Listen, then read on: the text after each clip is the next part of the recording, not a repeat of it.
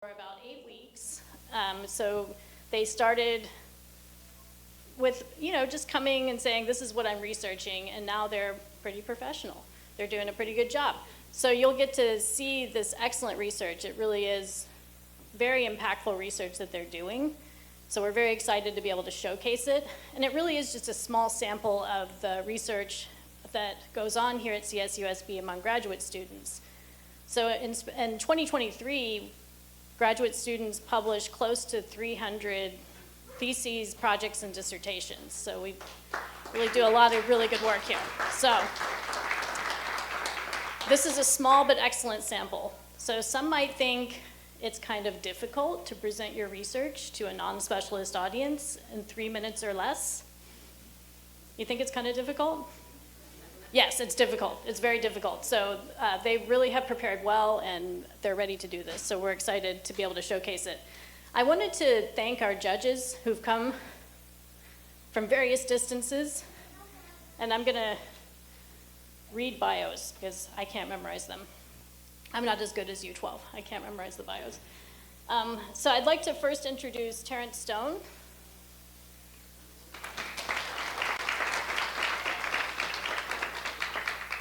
So Terrence Stone is an inspirational leader who's dedicated his life to empowering young people and helping them discover their true purpose.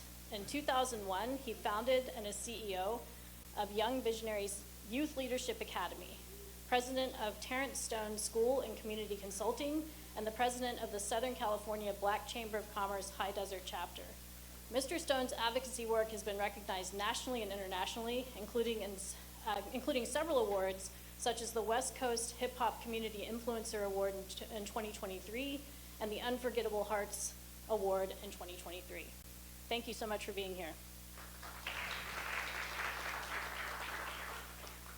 I'd also like to introduce Juan Delgado.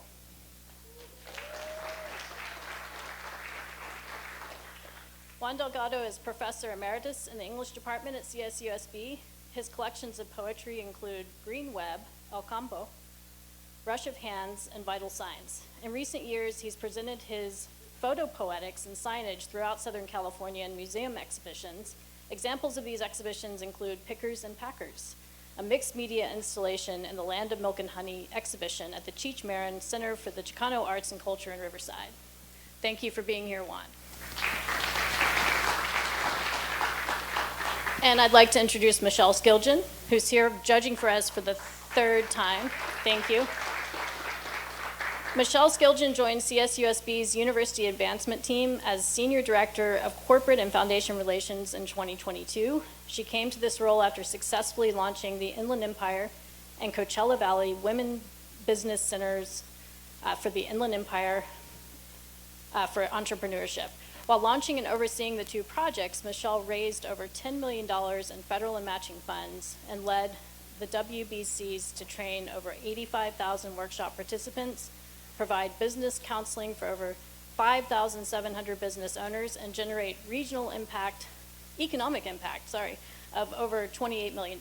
Michelle has a BS in Information Management and an MBA in Entrepreneurship from CSUSB. Thanks so much, Michelle, for being here.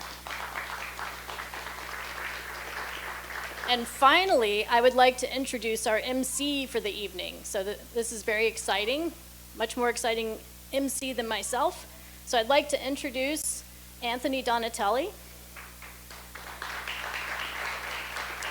You may recognize Anthony's voice if you tune in to K-Frog. Anthony is a dynamic on-air talent whose charismatic presence has graced the airwaves of 95.1 K-Frog for nearly a decade. He's currently the afternoon drive on-air talent, or you may have previously heard him on the Wake Up Call with Kelly and Anthony, or the syndicated Heather and Anthony show across multiple West Coast Odyssey stations. Beyond radio, Anthony has served as the in-arena host for the Ontario Fury indoor soccer team and was part of the inaugural 2024 Hall of Fame class at his alma mater, California State University, San Bernardino, where he graduated with his bachelor's in communications. So we're incredibly fortunate to have Anthony and our wonderful judges, and I'm gonna say now, take it away, Anthony. Thank you very much. Hello, everybody. We ready to get this night started? All right, here we go. Let's kick things off with Alberto Rendon from the Communication Studies Department with his presentation, Beyond the Dice Roll, Investigating Gaming Personas and Social Identity Through Pokemon-Inspired D&D Gameplay, and their faculty member is Dr. Mikhaila Popescu.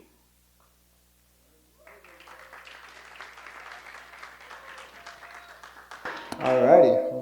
Do you mind if we lower that a little bit?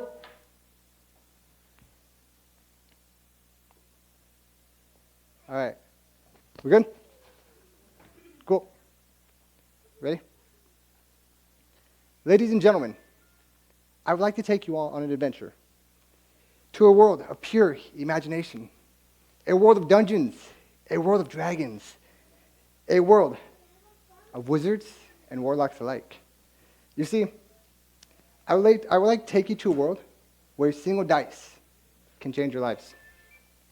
I've created a game, Dungeons & Dragons, based purely on Pokemon, where the players will be creating characters based on a Pokemon of their choosing and a D&D class.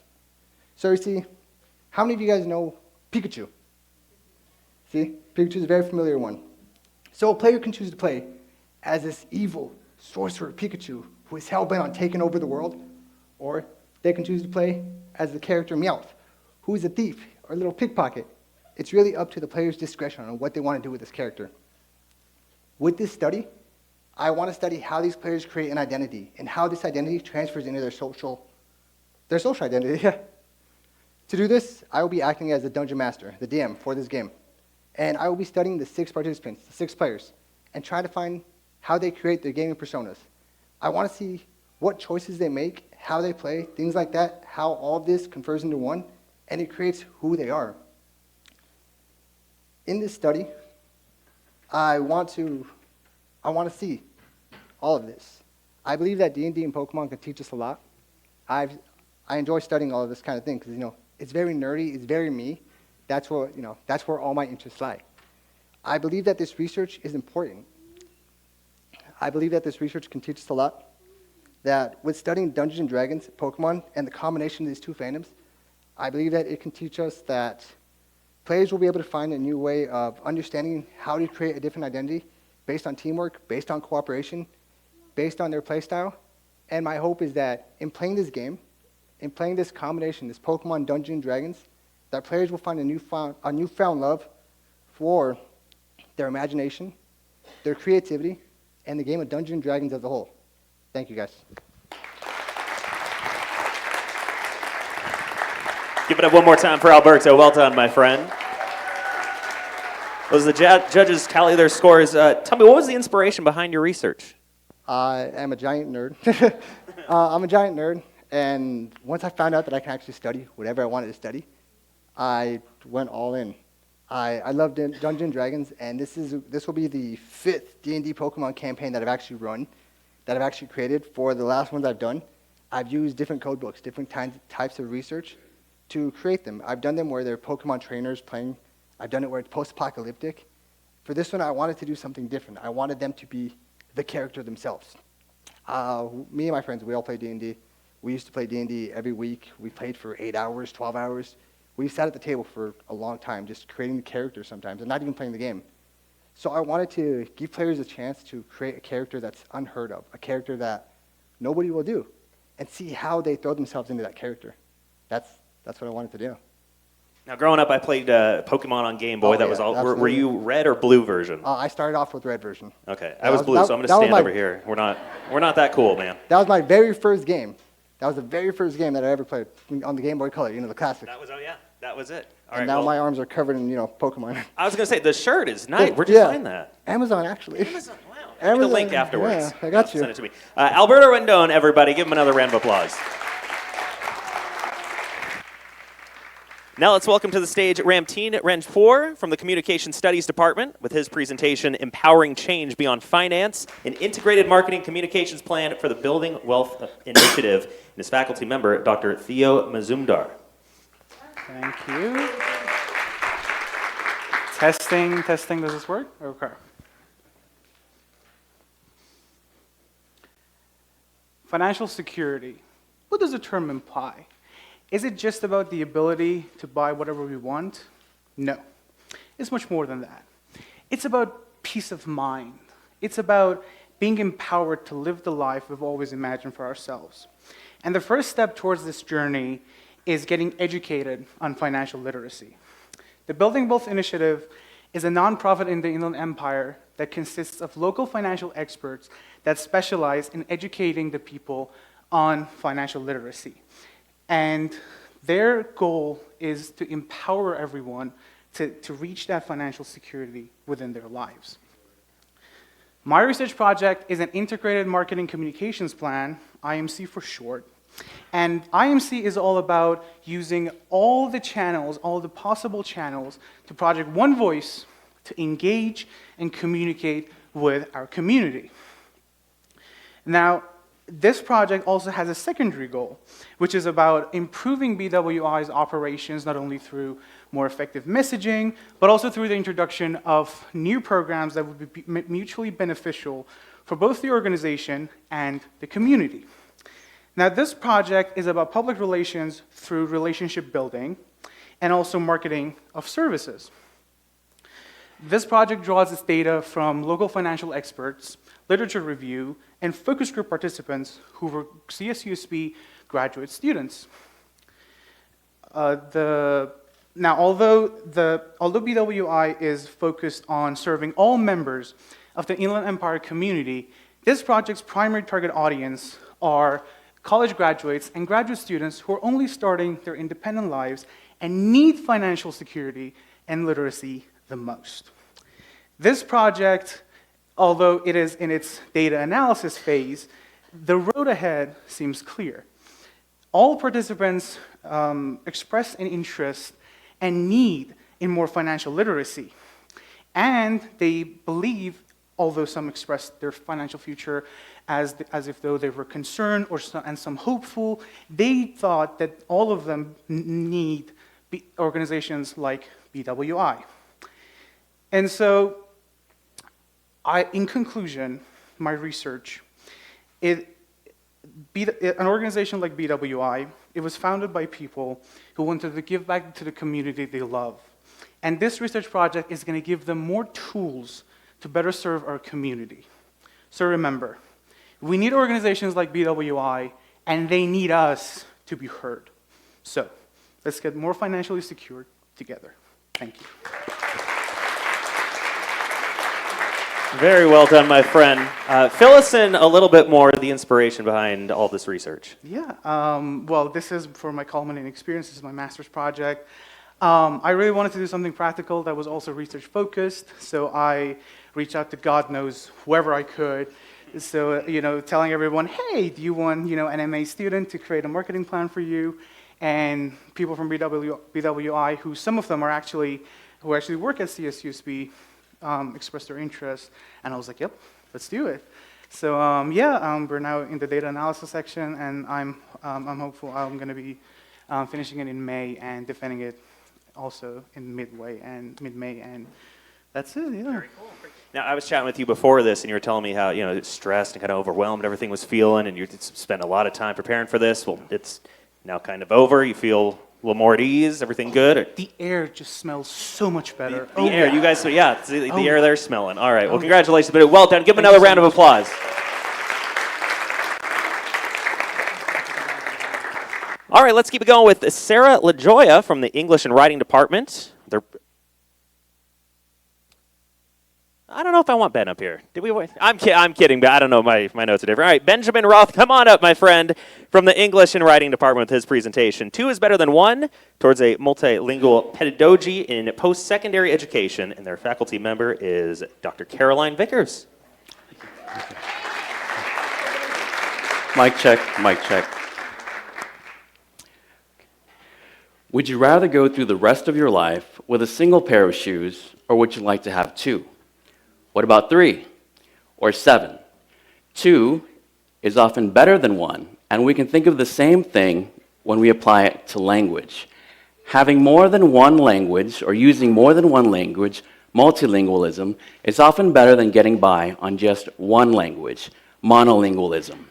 So why is it that we favor the use of monolingualism in the United States over multilingualism, especially when it comes to education.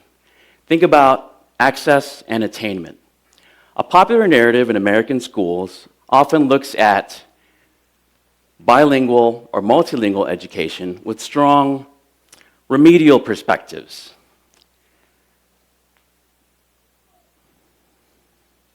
Children who are categorized into these groups are often thought of as kids with a deficit. Why is it? Why is that?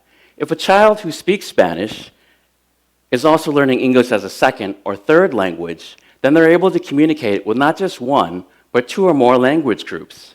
Multilingualism is not a deficit, it is a resource. In higher education, we need to do better. We need to be able to look at multilingualism as the resource that it is.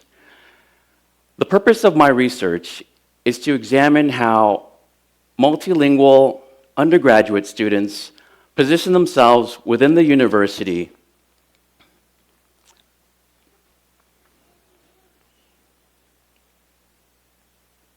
I examined and looked at data based on multilingual Spanish and English speakers to identify how they align or disalign with their college courses, campus resources, and their future prospective professions. What I found is that students are not aligned with every sort of course material that's available to them. They often disalign with outdated textbooks. They also disalign with exam questions that are structured in such a way that obscure what the question is intending to ask them. However, multilingual undergraduate students do align themselves with campus support services such as supplemental instruction, clubs and organizations that speak to their multicultural and multilinguistic backgrounds. It's important to note that over 60% of students here at CSUSB identify as students that speak a language other than English at home. As a university, we need to nurture this as a resource and not ignore it.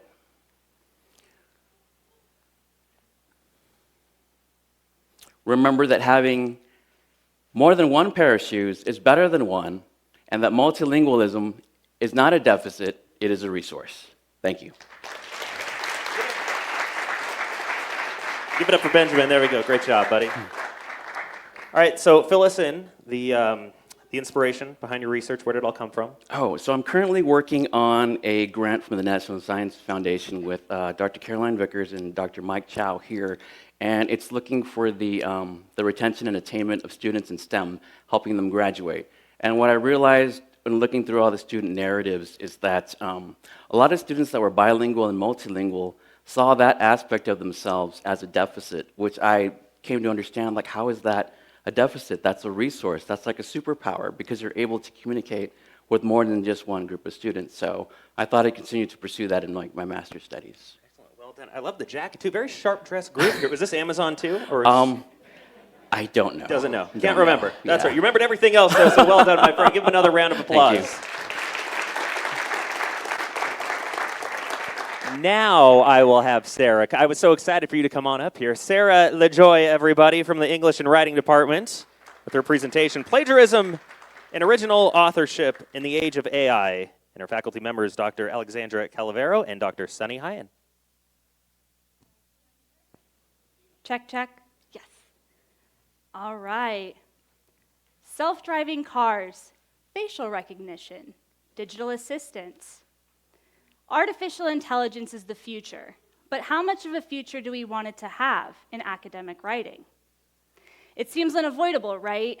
In a world of predictive text and autocorrect and grammar checkers, people have been collaborating with AI on a small scale for years.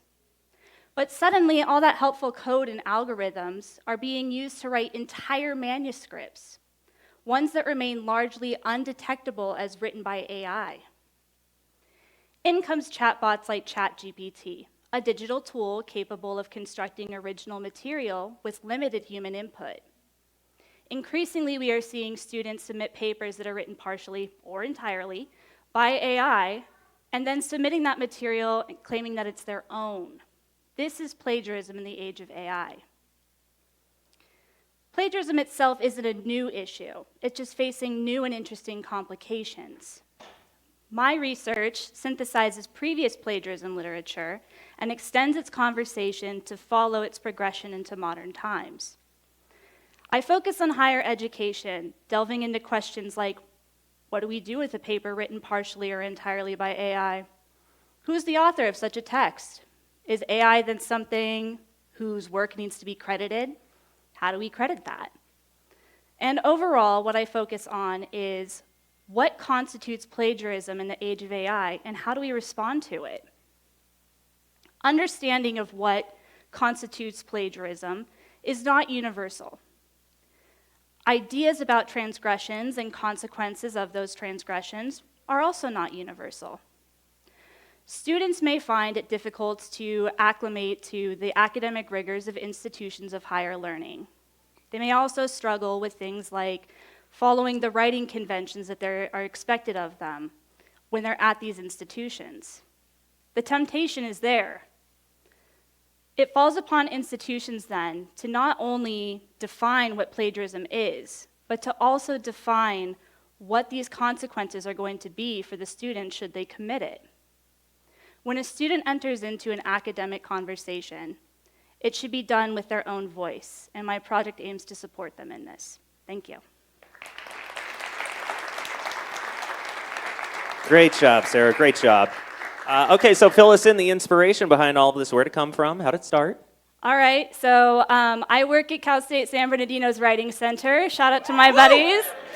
And something that we have seen students be concerned about is just like how to incorporate artificial intelligence into their writing appropriately.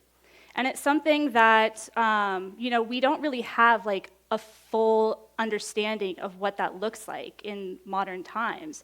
So a lot of what my research is looking at is kind of the future direction that we need to take in order for us to collaborate with AI appropriately while still showing like what our personal voice is.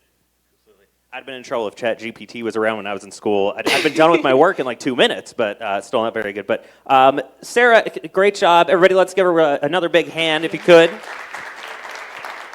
Thank you.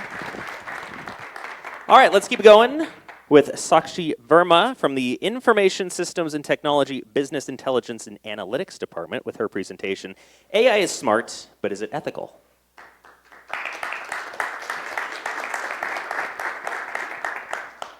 Hello, am I audible? Yeah, okay. So, in this machine era, we are in the second phase of technology and development.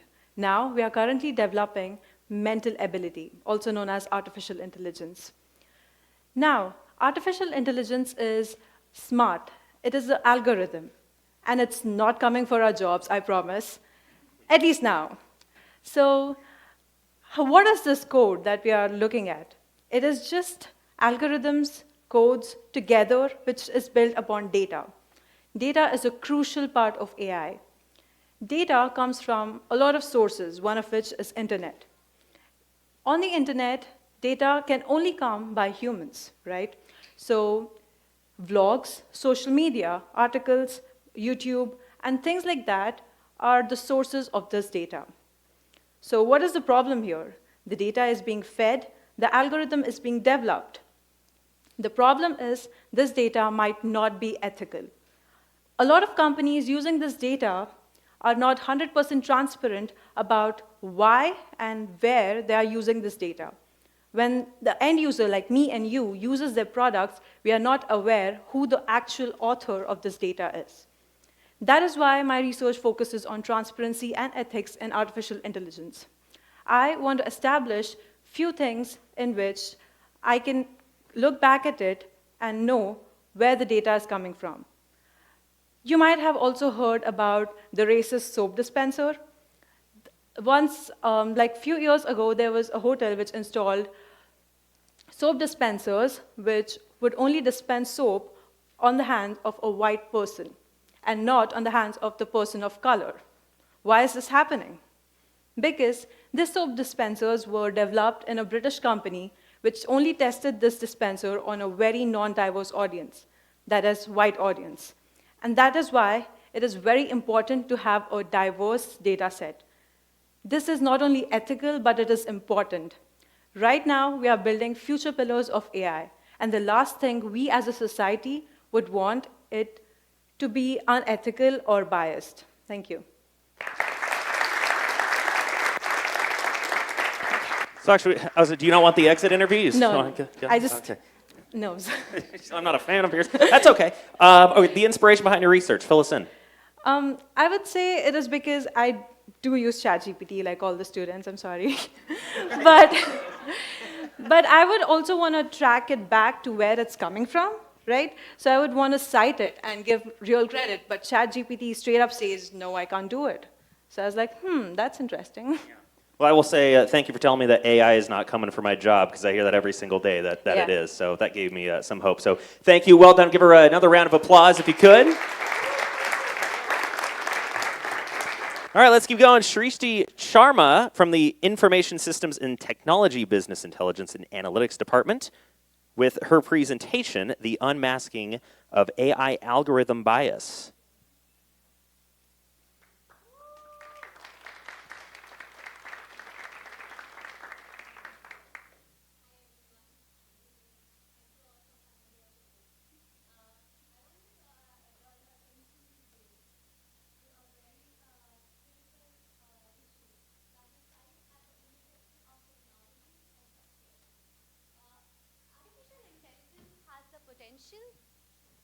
Artificial intelligence has the potential to drastically improve our patient outcomes, although it can suffer from bias.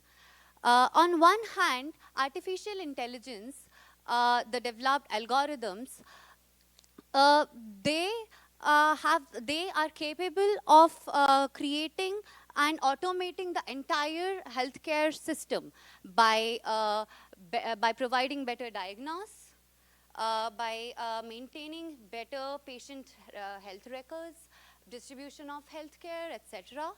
While on the other hand, if these algorithms are not aligned properly, it could give results that discriminate the public.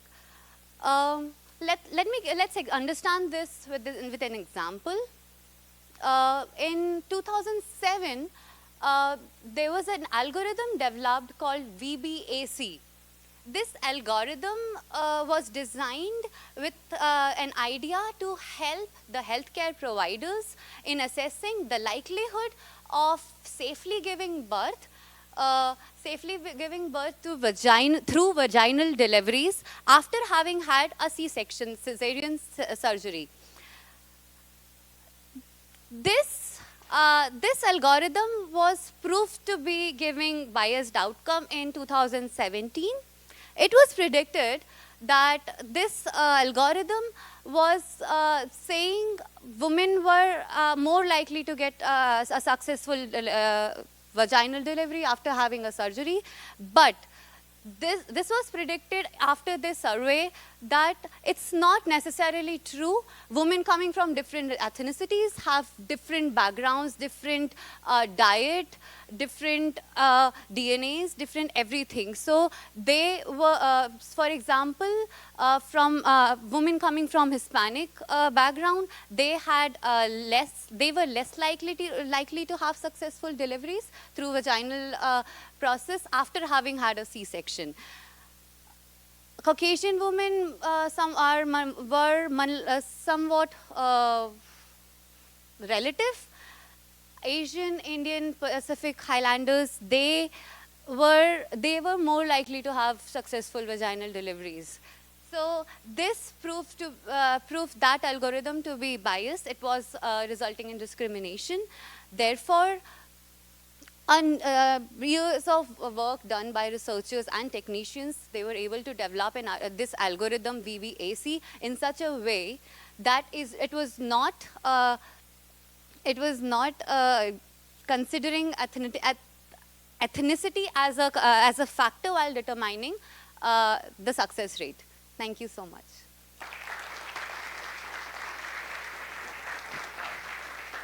much. I called a little audible right there. I give you the mic. You did perfect. What was the inspiration behind all your research? So for the last 1.5 years, I have been doing this research in social data science. I'm trying to find out how artificial intelligence is lacking human involvement, not just in terms of what they are capable of doing in developing these algorithms, but also how they can give positive outcomes if we involve societal factors such as, how their mindset is. For example, like when I was growing up, low waist was a fashion. Now we have high waist. See, I'm wearing this skirt up like this. So yeah, society keeps on changing, and we need to make sure that these algorithms are up to date. So that was the idea behind. I know nothing about fashion. I'm going to take your word for it. Give her one more round of applause if you could. Thank you so much. All right, Shri Alapati, if you could make your way to the stage from the Cybersecurity and Entrepreneurship with their presentation, Gamified Personality Assessment Test to Solve the Disconnect Issue. I was like, where's she going?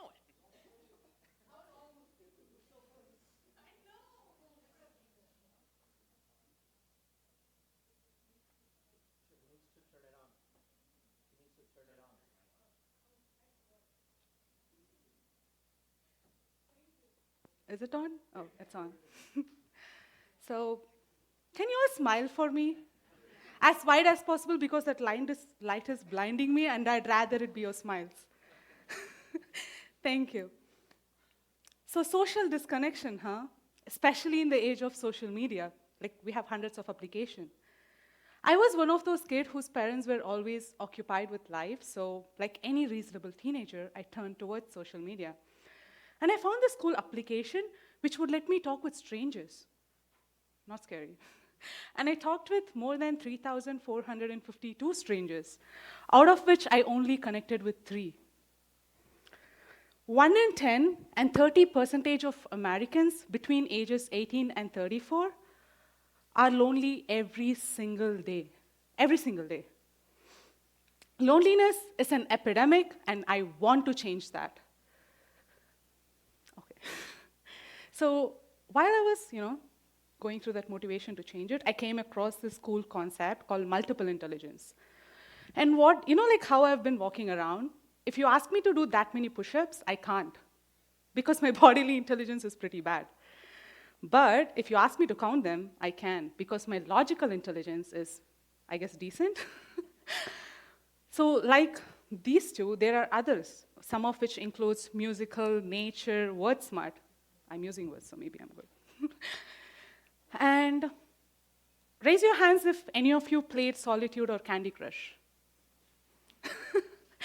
So what if I tell you that you can analyze your intelligence type using those games? And obviously, we all know the emotional intelligence, which is a person's ability to understand themselves and others around them. I'm combining these two and creating a gamified personality assessment test, which is going to help connect people so that they don't have to go through the loneliness that I went through. And it's not just for connecting people, but also it's going to help us to get hired. I mean, I'm doing masters, so I better get hired. And it's going to understand you. It's going to understand you and your passion because it knows all your types of intelligence. And it's kind of fun, And I truly believe that the goal in life is to have fun, so might as well. And I hope I explained it better than I explained TikTok to my grandma. And the smiles you had in the beginning of this presentation? I want to help people have those smiles genuinely by connecting with others. That's it. Thank you.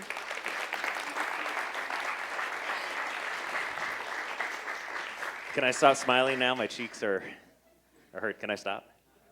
No. No, I can't. Okay. We'll make this short and quick. Inspiration behind your research. Fill us in. I shared my story. I know, but I have to ask it. Huh? Say it again. Here, tell us how you explain TikTok to your grandma. Let's hear that. I basically said use YouTube. There you go. Give her another round of applause. Follow her on Thank you. TikTok. There you go. Audrey Milan, if you can make your way to the stage, giving us from the Educational Leadership Department with her presentation, More Than Miss Frizzle, Why We Need More BIPOC Science Teachers, and their faculty member is Dr. Karen Escalante. Good evening, everyone. I want to go ahead and invite you on a field trip on my magic school bus back in time, specifically to your teenage years. All right, are we all thinking about our awkward high school moments? Good. Go ahead and raise your hand if you've ever taken a science class. Okay, I was going to be really worried if I didn't get 100% participation here. Now keep your hands up if you've ever had one BIPOC science teacher, BIPOC standing for Black Indigenous Person of Color. How about 2? 3? Okay, so it seems like we have a bit of a discrepancy here, and my research is an attempt to change these statistics. Studies have shown that BIPOC teachers are 4 times more likely to leave the classroom within the first 5 years of teaching. Now, why does that matter? It matters because studies have shown that having one teacher that looks like you can significantly increase your academic performance. For my dissertation, I will be using participatory action research methods, PAR for short. I was very intentional about this choice because I want to go ahead and abolish the lines of me as a researcher and my quote-unquote subjects. Instead of doing a survey, collecting data, and assigning my own meaning to that information, I want to co-create knowledge with my participants. Our students here at Cal State have an enormous amount of wisdom and knowledge, and I want to bring their voices front and center. Next fall, I will be meeting with students in the Science Credential Program, and I will be meeting with them on a biweekly basis to hold space and discuss the different challenges of being a teacher of color. I will also collaborate and create lesson plans that are centered in equity, and I will connect them with veteran BIPOC science teachers that have persevered in the field of education, because there's really no better mentor. What we do together can not only influence the program here at Cal State, but it can impact other programs across the nation, especially if we're able to go to ARA and present.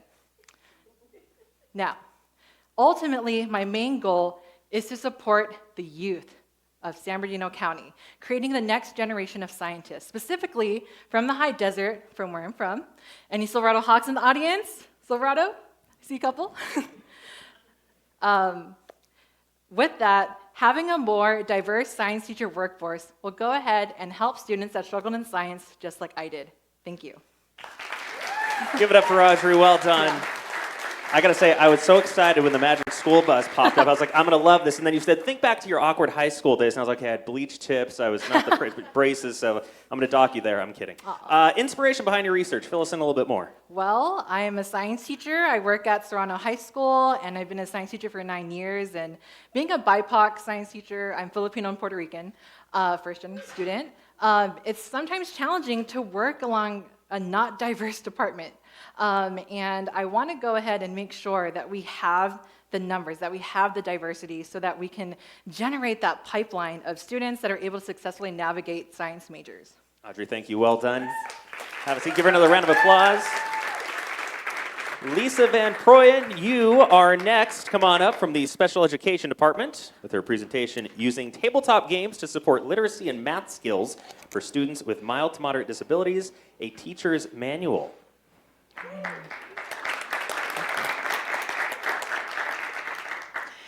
Let me introduce you to Gabriel, my inspiring, kind-hearted 8-year-old student with autism who epitomizes the power of a game-based education. In his general education class, he sits alone, frustrated, unable to keep up with his classmates. His general education teacher is not able to support him because she's overwhelmed with her large class size. But 5 days a week, between 10 and 11 a.m., magic happens. Gabriel's face lights up as he walks into his RSP resource room. His special education teacher intentionally designs a game-based lesson with unique activities that are aligned with Gabriel and his classmates' individual goals. For today's lesson, Gabriel and his classmates will wave a large, colorful parachute, like you see behind me, with sight words written on balls, lightweight balls that are in the middle. They'll each grab a ball, read the word, and put it into a sentence. Disengagement among our special education students is all too common in our classrooms. My research actually focuses on gamifying and letting the students participate in their education. It is geared for educators, so it gives them ideas on how to gamify their education, so that we can pique the interest of our learners with disabilities. The research looks at case studies, highlights the case studies of where game-based education is occurring in countries like Austria and Thailand. It also takes from my own classroom, my RSP classroom, where I'm game-based in my classroom. So I actually give explicit, in my thesis, explicit lesson plans. Think rolling a dice, students rolling their dice so that they can come up with math numbers for math problems. Or think opening up a slinky and stretching letters in a word and then closing the slinky to create a word. So research shows that game-based learning cognitively supports our students, socially supports our students, emotionally. It also brings the students together so that they can communicate effectively and work as a team to solve problems.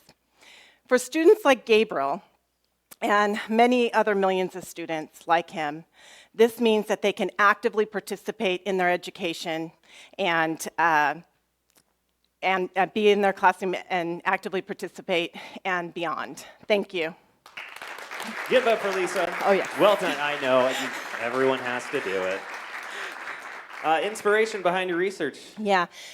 So my family, it's rooted from when I was a child, and my own family would educate me on the road. Everybody's probably played the ABC game on, signage, and also spelling bee contests all the time. So when I had my own classroom, I saw that there were a lot of positive results with my students engaging in gameplay while they were learning. That's great. Yeah. What are some of your hobbies outside of school?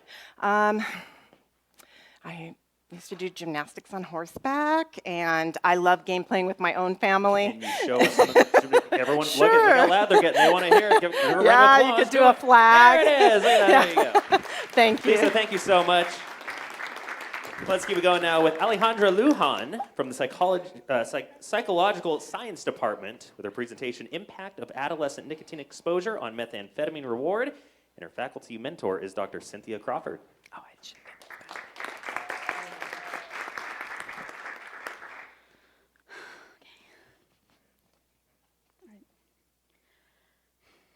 Smoking and vaping is an increasing issue with our adolescent population. The more we learn about the long-term effects of smoking and vaping, the more concerned our school communities and our parents become. 1 in 3 adolescents who experiment with nicotine products become everyday smokers as an adult. We've all heard the common phrase, nicotine is a gateway drug. What we're curious to see is if it does more than just encourage the use of other substances. The use of methamphetamines, which we all know as meth, is detrimental to the health and well-being to adolescents. But it's very easy to access and it's very cheap to cure.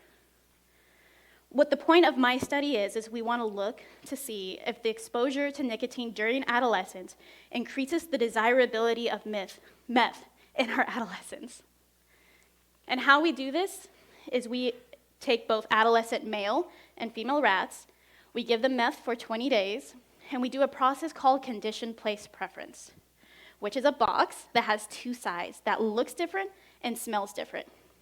We then condition the rats to associate one side of that box with meth and the other with saline, which is salt water. What this tells us and what the information it gives us is the drug preference from these rats.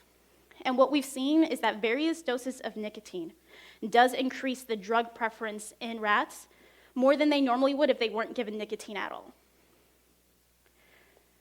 Overall, this shows that nicotine does increase the desirability of meth and increases the risk of substance abuse later on with it. But why is this information important? If you go up to a high schooler nowadays and you ask them, why is smoking bad for you?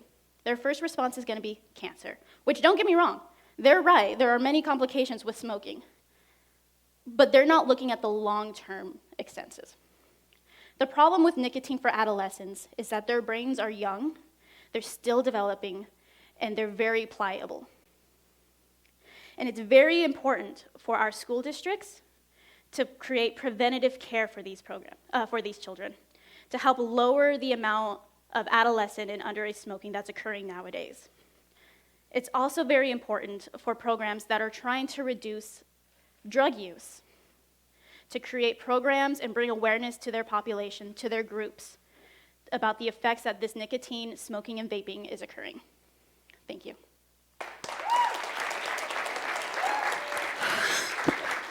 Oh, wait. Where are you going? She was like, oh, thank God I'm done. Oh, wait, this guy. I was ready to go. All right, I know. Inspiration behind all of this. Very great. I want to hear more. I started as an undergrad with research in general. This project was kind of thrown on me at first, but I'm now a part of a program called STOPS, which is smoking, tobacco, prevention, other things. And I've learned very recently, because I'm now an intern with the school district, and I talk to high schoolers, parents, and faculty members about the influences and issues that come with smoking and with marijuana as well. And a lot of our younger populations really don't know the risk. They really don't know what they're ingesting, and they don't know the consequences that come with it. So information like this is crucial, especially when it comes to creating programs, bringing awareness, and letting them know it's more than just cancer. It's more about illnesses and disease you're introducing to your body. There are some long-term effects that come with it as well. Well, the next study you do, I have a rat in my garage that I've been trying to catch for months. Once I get it, I'll get your info, Please. send it your way. I will take it. Alejandra, everybody, give her another round of applause. Christoph Shabbat, come on up to the stage from the Psychological Science Department with this presentation, Collaborative Confidence, Reducing Statistics Anxiety Through Group Practice Testing. And his faculty mentor is Miranda McIntyre. Just testing the microphone real quick, it's working. All right, fantastic. Let me put it in here. All right, just give me a second, will you? Okay. Raise your hand if you ever taken a class that felt incredibly difficult, one that was required by your university. Keep your hand up if that was statistics. Well, if you're a psychology major like me, you know that statistics is a mandatory class we all have to take. And research shows that 2/3 of us report moderate to high levels of anxiety about it. But why is statistics so nerve-wracking? Is it the formulas, the way it looks like a foreign language? Or how textbooks are thicker than a dictionary? Perhaps the biggest source of anxiety is the immense pressure to pass exams in order to graduate. But what if we didn't have to face this challenge alone? Could collaborating with our classmates to prepare for an exam actually reduce our anxiety? This question drove me to research the power of collaborative practice testing as a potential solution to this common struggle. To investigate this idea, I set up a study with 2 groups of students in a statistics class. Both groups received the same practice test to prepare for an upcoming exam. However, there was one key difference between these 2 groups. The first group was assigned to do it individually. Like a typical exam, they worked through the problems alone without any help from their classmates. The second group, on the other hand, were assigned to work in groups. They worked through the problems collaboratively with their classmates, discussed the concepts and the strategies as they went along. After the practice test, I asked every student about their levels of anxiety. And I wanted to see if there was any difference between these 2 conditions. And I found that the people who worked with a partner reported less anxiety compared to those who worked alone. These findings suggest that collaboration is key in reducing statistics anxiety. When we work together, whether it's in a practice test or in-class activities, or even during an actual exam, we are reminded that we are not alone. by creating collaborative environments to the students, we can transform these demanding courses like statistics from anxiety, from sources of anxiety and stress into opportunities for shared growth and success. So let's work together to create classroom communities where every student feels motivated, supported, and empowered to reach to their full potential. It's time to embrace collaboration, not just as a study strategy, but as a way of life. So who is with me? Thank you. Keep it going for Christoph. Well done, my friend. All right, the inspiration behind all this, where'd it come from? I mean, I took some very challenging classes, and I always joined the study group. That wasn't when I created it. And then I became a statistics tutor, and I just loved working with students. And I kind of felt that, you know, as a statistics tutor, you have a one-on-one session with these students, and I felt that they just felt more confident and less anxious about the content as they studied with me. So I just loved the topic from there. It was my plan to try and be the best dressed one here tonight. I feel like I'm on the red carpet. Like, who are you wearing? Tell us. Who's this? Who made it? Who's the designer? I have no idea. It's a suit from Hungary, so... It's like Target. Yeah. Great job. Christoph, well done, my friend. Give him another round of applause. Last and certainly not least, Linda Rimmel from the Social Work Department with her presentation, Compassion, Fatigue, and Child Welfare Social Workers. And her faculty mentor is Yowin Lee.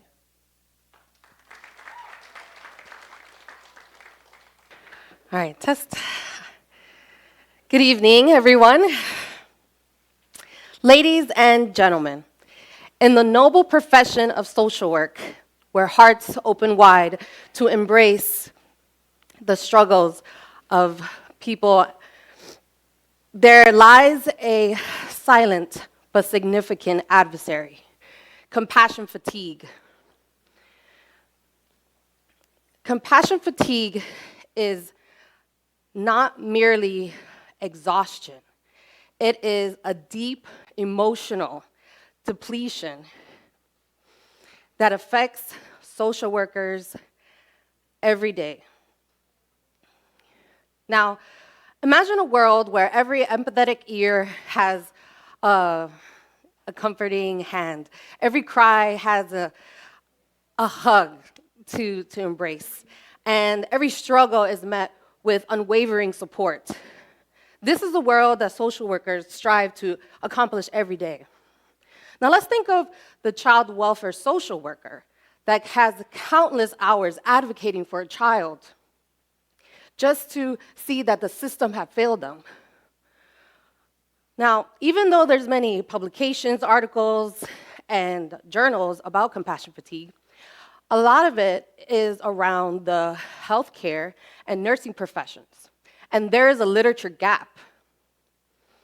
My research is organizing a systematic review on compassion fatigue, primarily on child welfare social workers.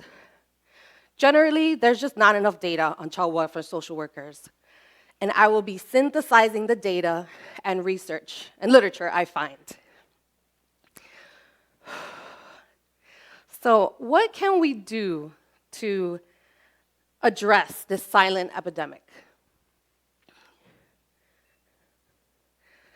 Firstly, self-care is not selfish. It's essential. Social workers put their life on the line to help others every single day. And compassion fatigue and child welfare social workers are doing their best to continue this work. If we can acknowledge that compassion fatigue is a struggle, then we can work together, work on self-care, and continue supporting social workers, child welfare social workers, in others, in our clients, as well as in our communities. Thank you. Great job, Linda. Well timed. How's that feel to be done? I'm done. You can take the bow, of course. The inspiration behind your research, tell us. Well, I have been a caseworker for LA County for about 3 years, and I also worked at a Department of Child and Family Services. And I had compassion fatigue, very much so. And when I had an opportunity in my class for a Master's of Social Work, we were like, let's do child welfare social workers. So I want to shout out to my research partner, Henok. And yeah, so working on my self-care. Well done, Melinda. Well done. Give her another round of applause. Big round of applause for everybody who is up here this evening. Now, I'm going to welcome Dr. Vickers back up. Am I done? Can I go home? Not yet? Okay. I believe we're going to do the People's Choice right now. So on the screen, we're going to have the QR code where you will have the chance to vote right now. So go ahead and get your phones out. Put the camera right there on that little square, and you'll get to vote from one of our 12, was it? Was it 12 people who came up here? It was 12. 12 people. Well done. Vote for your fave. Make sure everyone can get that.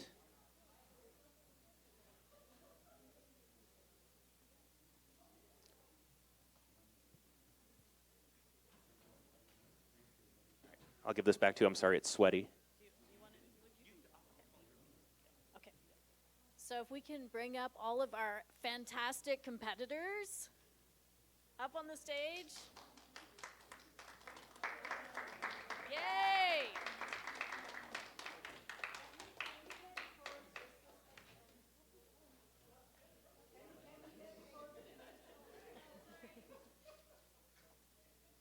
Oh, where are we? What's happening? Oh, the code. We're blocking the code.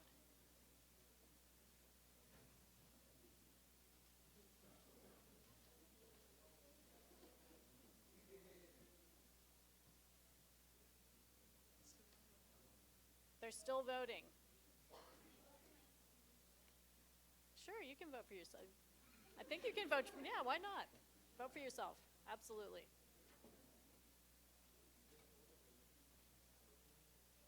Okay, are we good? Did everybody get the code? Okay. It's the light.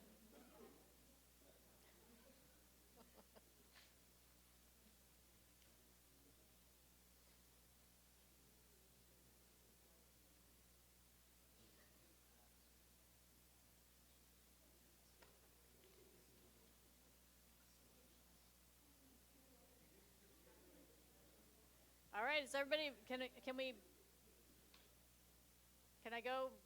Okay, all right, here I am. So, congratulations, everybody, you're fantastic.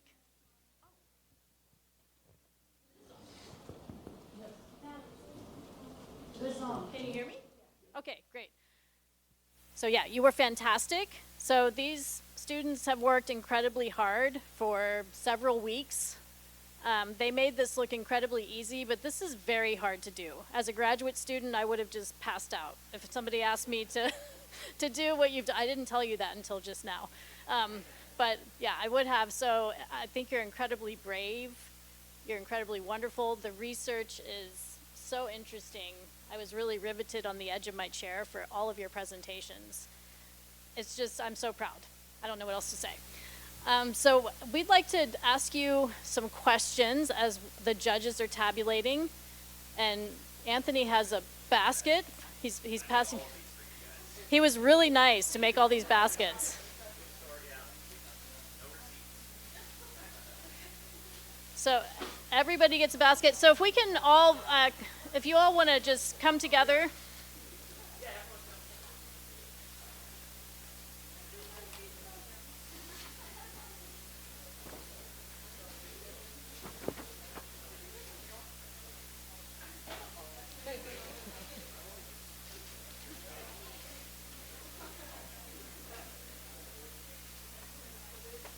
All right.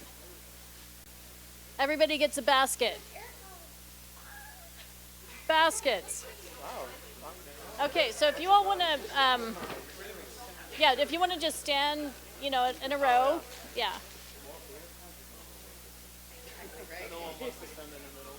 Nobody wants to stand in front of the code. They're done with the code. You can stand in front of the code.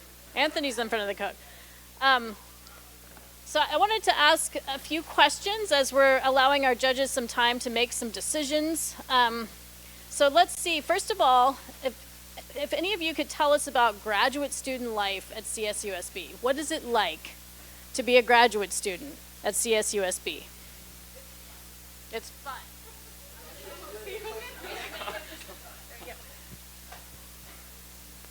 Is this working? Is this working? No? Yes? Okay. I love the fact that we get so many opportunities like this, and I love the fact that we have the community to support us. That is easily the best thing about CSUSB, it's the people. So I'm very grateful. I agree 100%. Anybody else?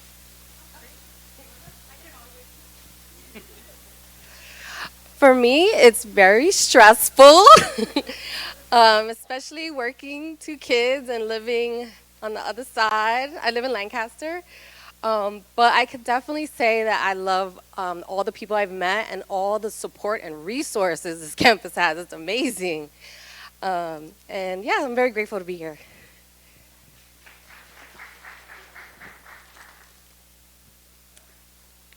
I personally find it fun because, I study entrepreneurship and it's not students or classmates, it's more like family. And it's really fun. Like, there is not much stress, but sometimes there might be. But yeah, we mask it with fun because we have so many opportunities, and yeah, it's not about the stress and stuff, it's more about what we learn, and we have a lot to learn here, so it's good.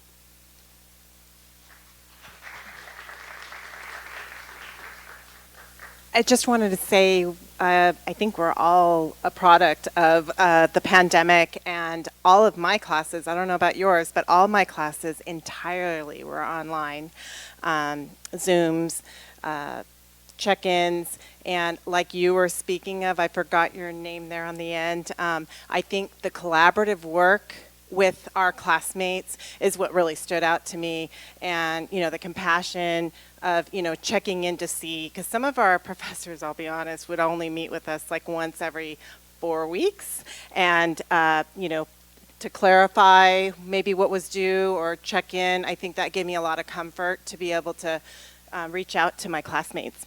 I think that collaboration was huge during, where even after the pandemic, we had professors that were still also doing online only, because this is the first, I don't even get to go to the campus actually with any of my classes. I don't know if you guys would agree with me or not.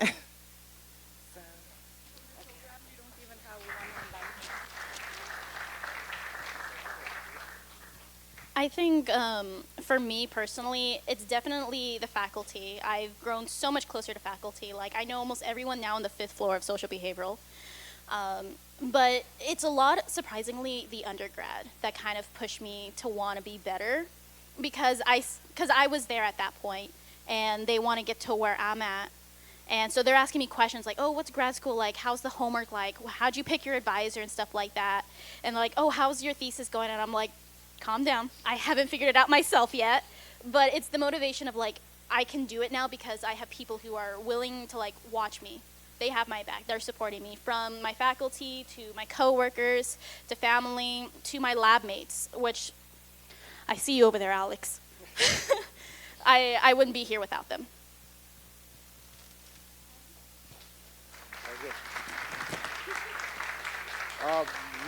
Me personally, I love student life here. I never thought I would come to school to get a master's degree, but with the help of the faculty, Dr. Lutsev, and my friends here, the relationships I made are just incredible, and I know that everyone has my back here, and I'm grateful for that. Thank you. So I'm in the doctoral program here for educational leadership. And it is hard work. Let me tell you, trying to write a dissertation takes a lot of hours, and my advisor knows that I try so hard to organize it.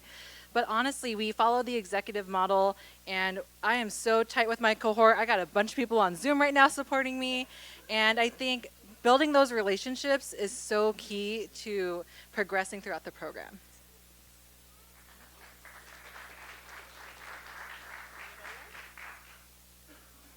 Okay, I actually have the winners in my hand. So, should I just go? Olivia's here. Olivia was one of our contestants last year, and she was in the top 10 in the system-wide competition. So that was awesome. Yeah. So the top 2 from today will go on to our system-wide competition. There are going to be 22 CSU campuses competing. So it's hosted by Cal State Long Beach. And yeah, the top 2 will go there. So this is very exciting. So I'm going to start with People's Choice. So the People's Choice Award goes to Alejandra Lujan. All right?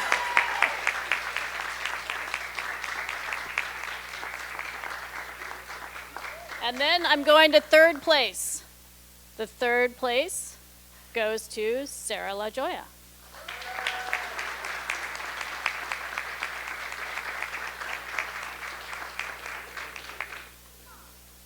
And the second place also goes to Alejandra Luan.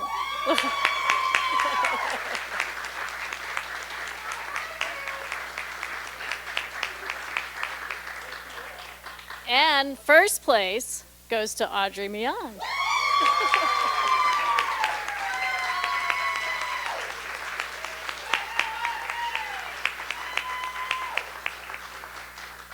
Congratulations. So I am just, again, I'm so proud. I'm always just blown away by this competition and everything that you all are able to do. The research that you're doing, your ability to so eloquently speak in front of an audience in 3 minutes or less about very complex research. So thank you. Thank you for your participation.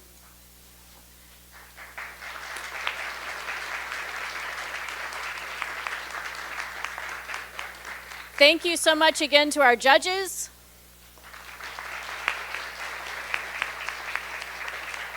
And thank you to Anthony Donatelli, who is, you're the best. Thank you. And thank you, audience. So please join us upstairs. We will have a reception. We would love for you to join us.